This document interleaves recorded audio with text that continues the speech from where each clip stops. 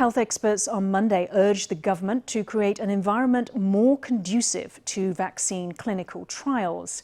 Developing a vaccine against COVID-19 is considered the only way to end the pandemic once and for all.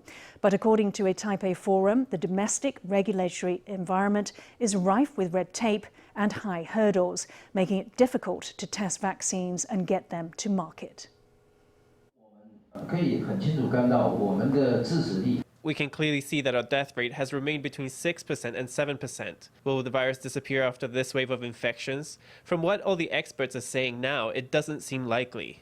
The Associate Dean of National Taiwan University's College of Public Health said it wasn't likely that the pandemic would end soon. He said that the need for a vaccine was getting increasingly urgent. There are many vaccines. Out of 100 vaccines, only around 10% succeed.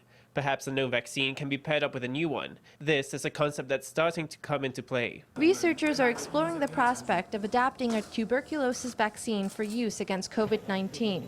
Results won't be out for some time. Foreign members said they've hit major hurdles in the development of new vaccines.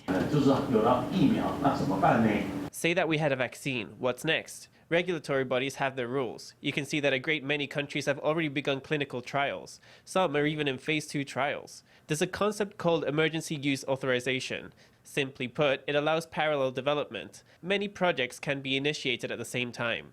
The whole world is working on getting out a usable vaccine in the next 9 months. Could our Food and Drug Administration work within its regulatory framework and create a fast-track authorization system like those created overseas to promote vaccines?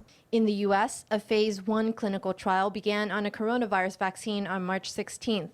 The U.K. and Germany launched tests on humans in late April. China is already in phase 2 of clinical trials, while Israel plans to start trials this summer.